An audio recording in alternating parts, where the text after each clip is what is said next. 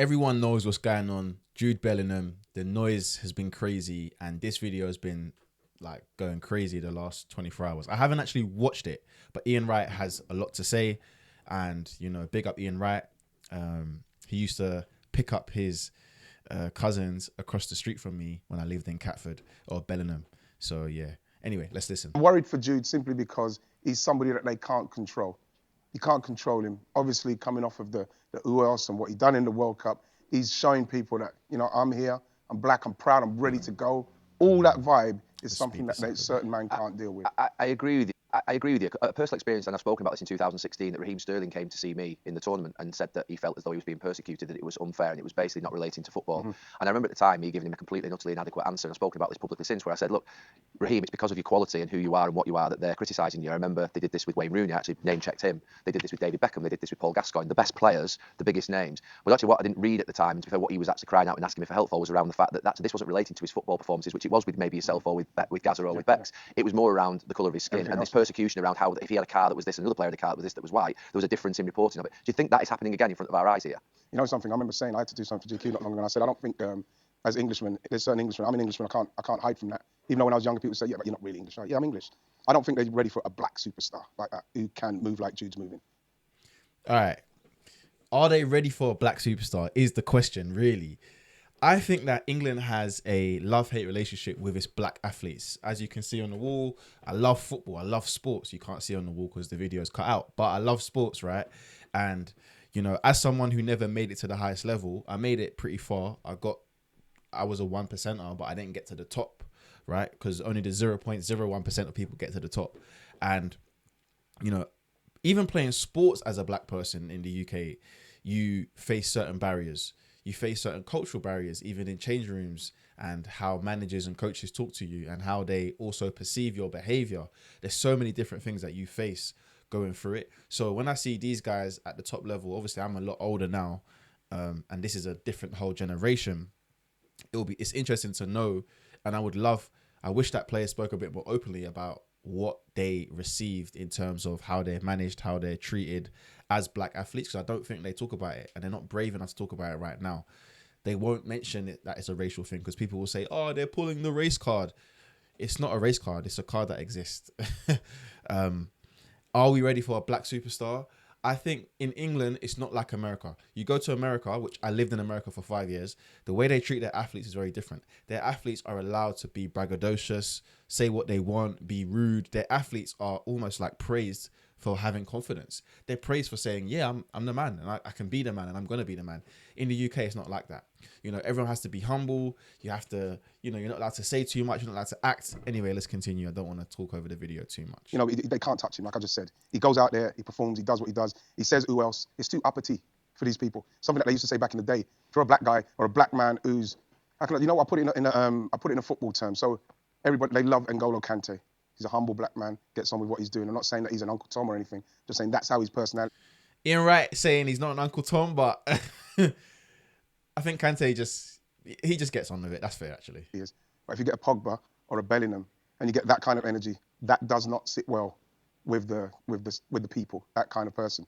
So someone like Jude, for some reason, frightens these people because of his capability and the inspiration he can give. It's something that you're taught when you're, as a black man, when you're going out there, you just want to try and do the best you can and keep your head down and be, for want of a better, humble slave. This is where this is dragging up from that kind of energy. Because if you are outspoken, black, and doing that kind of, playing to that kind of level and not caring, that frightens certain people. And that's what's going to happen with Jude. This guy who I'm telling you about in respects of, he's obsessed with him. He's moving off of that energy. He can't look and see a black man doing what Jude's doing and think that that's not uppity. He's not uppity. That's where I'm going with that. That's where that comes down to. Now, I've got to say, yeah, big respect to Ian Wright saying all of this on this big old platform. I believe this podcast is supported and funded by Sky. So the fact that they're allowing him to come on this platform and say all of this stuff, I do have to firstly applaud him for being brave enough, because here's something I've always felt as a youngster. When I was a young teenager watching football, yeah, I remember there was a game where I watched like Sean Wright-Phillips, all those guys play for England, and they got monkey chants. I think it was against Spain. And like, I get that they're active players at the time, but like, no one was speaking harshly enough about what should be done when racism takes place. And a lot of these players, I feel like they have all waited till their careers are over to be a bit more outspoken about certain things around race and all that kind of stuff. I think the players of today's generation, it's a battle that they know they can't win, but I think that they should still fight that battle. And maybe they will be ostracized. Like if Jude Bellingham came out right now and said what Ian Wright is saying, I think he'll be ostracized. So it's probably not in his best interest to say anything, because as soon as you do that, what they're going to do is they're going to say, oh, you're playing the race card. Oh, we did it to Beckham. We did it to Rooney. We did it to Gerrard. We did it to Scholes. Here's the biggest difference, right? And Ian Wright said it. The difference is what they did to Beckham was mainly based on stuff that happened on the field. You know, he got sent off against Argentina, all those kind of things. Wayne Rooney, same thing, got sent off against Portugal. They murdered him for that.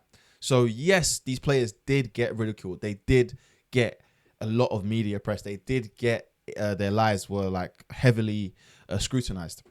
The difference is the black players, the way that the vim that they get is different, mainly because it's not always about what's happening on the field. You can't talk to me about Bellingham, even if you don't think he's the best player. You can't talk about a kid that's won the Champions League. He's won La Liga. Has he won Champions League? I think he's won Champions League, right? They won it. Yeah, they won it because they beat Liverpool that season.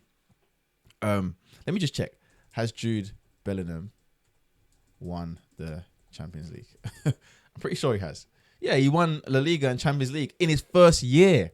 And he scored 23 goals, 13 assists. So what I need you to understand is we're attacking him for his attitude. Oh, he's not allowed to flail his arms. He's a footballer playing at the highest level. I don't think you understand. I played for Crystal Palace Football Club, yeah. I never made the first team. I never made under 21s. I had I was there for 10 years, ages 8 to 18. When I was 16, I finished school, went full time. Yeah. When you train with first team players, when you train with professional athletes, there is a standard that we all want to have and that we all want to set. And there are certain characters in the changing room on the football field that are just aggressive. They're very expressive. It is sports. I would never take an argument on the pitch to heart. It's the same way. I don't think any players on the pitch feel disrespected by his behavior because they understand that, we want to win the World Cup or the Euros, whatever's coming up. You can tell I don't really watch much football these days because I like fighting now. But the point I'm making here is that we've got these journalists who don't understand anything about sports at the highest level because they've never played at the highest level. They've never even been in an aggressive changing room. They don't understand how it works. They don't understand how people communicate. They don't understand how people express themselves because they've never even understood what it's like to be at that level. And there's another guy that, seems to be just hungry to get rid of Jude Bellingham, and it is that Craig Hope for the Daily Mail. Craig Hope for the Daily Mail he just loves Jude Bellingham. He loves Jude Bellingham. All right, let's quickly go through what Craig Hope has to say about Jude. Then I'll wrap this video up because he's been one of the biggest talkers when it comes to Jude. Let's just go on Craig Hope's Twitter, right? So Daily Mail chief football reporter, click here for WhatsApp. Let's have a look at what he has to say. I went on our Whistleblowers podcast this week and they asked me about Jude Bellingham. Okay, of course. But this is our point. We should be talking.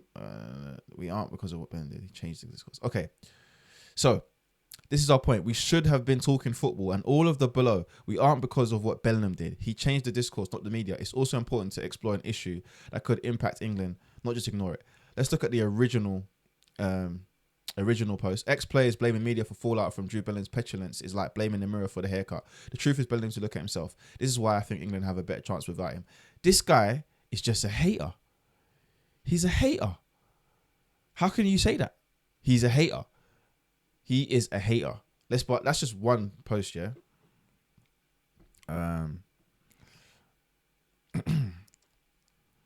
And he's blaming Jude Bellingham's behavior for why this discourse is taking place. Are you dumb or something? You're the one that reacts to what's happening. He's allowed to be angry about getting subbed. For 84 minutes, coverage of Jude Bellingham was positive, but then he twice challenged his substitution, not on TV, by the way. Why? It was needless. What do you mean?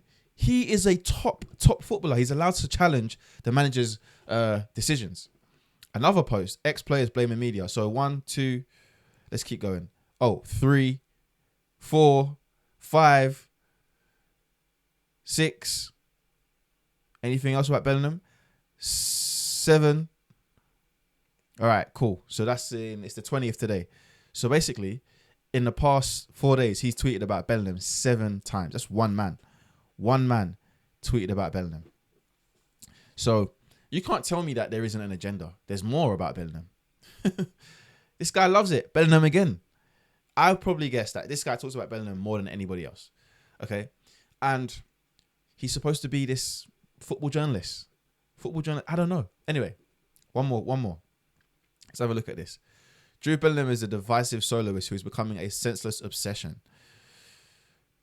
Look, and they've actually worked this out that Craig Hope is the main guy that does all of this. Listen, man, I'm not gonna go crazy about this. I think it's pretty clear. It's pretty clear what the narrative is and what's happening online and what's happening with these journalists. I think that people will always have an issue with black athletes representing the country, because without the black athletes, where would England truly be? And we can have these arguments about why don't all these athletes just go back and play for their Caribbean or African countries. I think that's easier than it sounds. You know, it's difficult for athletes to do that. Probably, less money, poor infrastructure, the system's not there. You saw the video of Alex Iwobi with Nigeria and the hotel that they were in. Like, these little things, players that are playing for top countries, top countries don't face that, and players that are playing for top football clubs don't get treated like that. So they need to have that same environment. And yes, it's difficult until the countries in the Caribbean and in Africa raise the standards of how the logistics are ran. I don't think players are going to be running to go play for them. Some will, but not at the level that we want. So anyway, the media is racist. We all knew this anyways. It's biased. We all knew this anyway, but it is what it is. Don't forget to like, share, subscribe. I actually just found out that only 20% of you guys are actually subscribed to this page. So you lot are taking a piss.